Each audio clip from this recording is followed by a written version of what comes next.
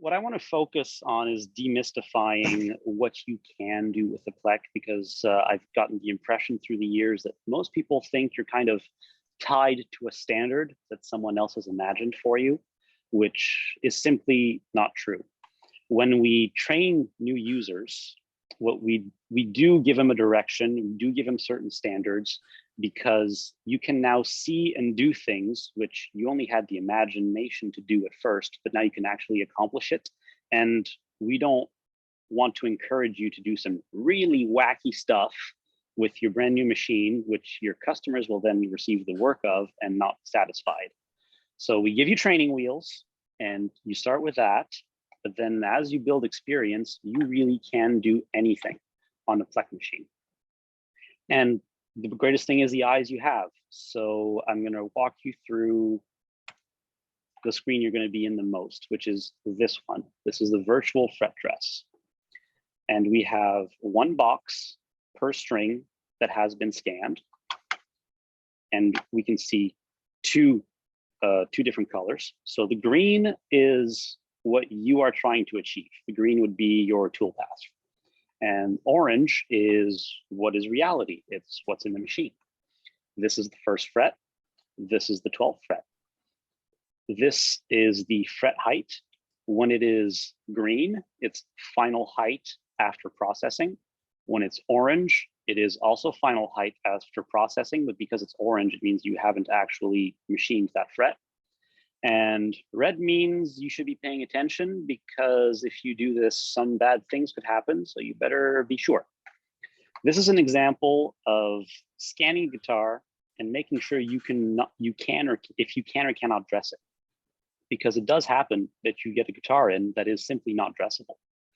This is a Rickenbacker. And once you have a machine, you get used to these kinds of profiles, because this is what a lot of Rickenbackers look like. With a Titan truss rod, you got a back bow between fret 4 and 10.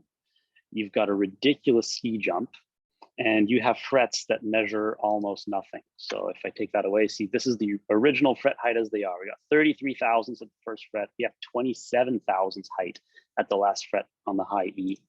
Even less on the low E. We have 22 thousandths for a final fret. Again, a ridiculous ski jump. So this is extreme enough that if you were to put this in a neck jig and run a straight edge, you could probably diagnose this as undressable. But here, I can just confirm it. And also I can share this screen with my customer next to me. Like, he can also see it. It's a great way to share what it is you are understanding of the workpiece and why the customer should take your advice. In this case, it was, buddy, we should refret it. Because even if I were to give this guitar absolutely no fall away, it's not 0, 0, try to dress this and just kiss the tops of the frets. So I'm just manipulating my tool path because I can do that. Ian, So was the initial shape there of the green of your dream endpoint, was that kind of a preset that you that was already built into the machine? No, it's built into my preferences. So when I build the instrument file, I build it with what my ideal target is. Okay. So different shops have different ideal targets, different players have different ideal targets. So I have my starting point, which is what I would like to achieve. Of course, I have to manipulate it more often than not, but it's what I would like to shoot for. And in this case, I am so far removed from what I would like to achieve, and I still can't do it. If you look at this high E string, I'm looking at 15 thousandths height for my my 22nd fret on the low E. And I know for a fact that even my lowest cutter, you see my lowest cutter is 0.5 millimeters deep. And this fret would be 0.37 millimeters by the time I'm done, which means I will have put some really nasty marks in that fingerboard if I were to click go. And although if I do click go, I'm going to get a whole bunch of bells and alarms. Like, Christopher's going to be quite angry at me, but Christopher will do what I tell him, and he will butcher this guitar if I tell him to butcher this guitar. Good for him. Yeah, good for him.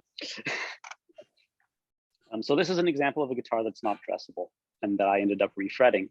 So what I did is I planed the fingerboard first, you get the same virtual fret dress for a fingerboard plane. So this would be after the fingerboard was machined. And now at least I have a surface that I can work with. Do you have your starting point for the fingerboard there? Was the fingerboard? Yeah. So my starting point for the fingerboard, this is what it looked like without any tension. Boy, that looks pretty rough. Yeah, it's pretty bad. It's pretty bad. And so a lot like frets, like you don't necessarily want to bring a fingerboard down to next to nothing. Is there any kind of like, do you have to like do some measurements to so that is like what the thickness of the fingerboard is to start with? So the thickness of the fingerboard, that's a you job. You have to measure your edges. You have to take an educated guess or remove an inlay to measure your depth of inlay. Okay. Because just like doing this by hand, you're removing material. You're just removing it with a lot more precision and control than you did before, but you're still removing material. You will lose inlays if you're not careful. You will end up with no fingerboard or no fret slots if you're not careful. But this will tell you how much you're removing from the top. Okay. So I'm going to set this in inches. So these white boxes are tens of thousands of inches. So 555 here means 5.5 thousandths of an inch. So very little. And if I were to plane this fingerboard with this particular profile, here I'd be removing 17.8 thousandths or 18 thousandths, which is perfectly acceptable for this particular instrument. Yeah. If I were to process it like this. But yes, you have to, it takes people a while to get used to looking at these numbers and understanding what they mean, but this is just removal. And it's the same when you're doing frets. If you're doing just regular frets, so let's say this one here. So this is just frets. And frets come in imperial, so I think of frets as imperial. So here, 6.9 thousandths or 7 thousandths would be what I'm removing off of this first fret.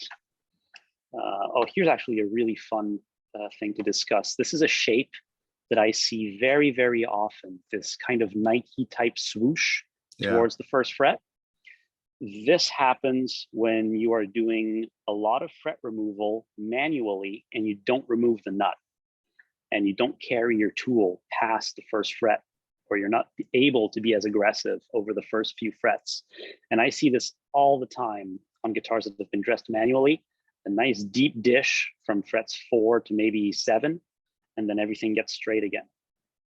So that's one thing to consider when you're doing a manual fret dress, is not taking your tool off of the first so much, or when it's possible or easy to do, taking the nut off of the instrument and being able to carry your tool the whole way so that you can actually end up with a nice straight line. And absolute control. So once you get used to the controls, you can do anything you want to this particular fingerboard. If you wanted to do that, there you go. There's some nice destruction for you. What kind of cut would that wind up giving you? Here I'm down to 6 thousandths for my final fret height, so you would be lacking a significant portion of fingerboard as well. Yeah, you will have vandalized this instrument quite well if you were to do it like this. Can we talk really quick about the radius stuff down at the bottom? I see fret 1, fret 12, fret 22. Is that and so you've got also the orange for your like where it sits, and then the green for where it's up. Does it also have like an indication of how much you'll be removing, or do you just figure that out by looking at the So if you look at the screen, so let's say 12th fret over here, if I drag this down, see 8 thousandths removal? Yeah. That number is mirrored over here. Okay, cool. It's the same number. So as you look at the screen more and more and more, yes, you kind of see it in 3 dimensions in your head. but it does take some getting used to. So if I take down the first fret here, 65 or 6.5 thousandths, 65, 6.5 thousandths.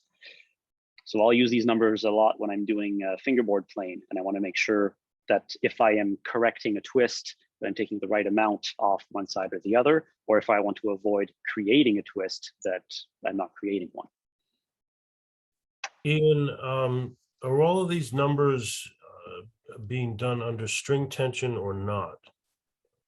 Whether you are doing it under string tension or not, those numbers will be there. This is a strung up scan. So the instrument was under tension when I performed this scan. And you can process an instrument with or without tension.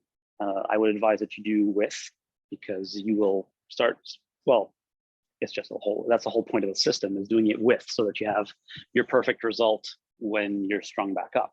So but you don't have a neck jig in there. It's basically calculating it with tension, and then you take the strings off, and then the cutter goes. Like, you're not.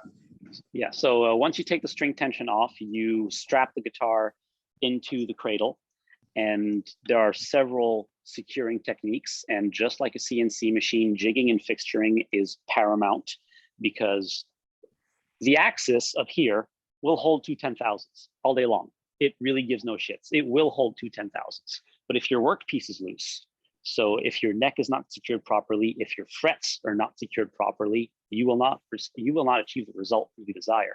And I have some scans I want to show you too, as to how you can diagnose those things. So this was done under string tension. Let's talk about jigging and fixturing. So I had WE120. WE120, that's U. And that was version 8 I want to show you. So this is a final scan after I processed this particular guitar. And well, you see my, doesn't look right, does it?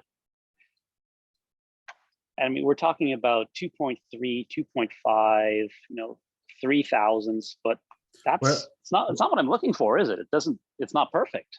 Wait a second. Can you back up just a skosh? What are we looking at that isn't perfect? So this is a final scan. I've already dressed this guitar once, and I've strung it back up, and now I am checking for quality. Okay. And so the orange line is, it's still rigidy. It's still not it's just not great. When you look at say the bass side, things are nice and even from fret to fret.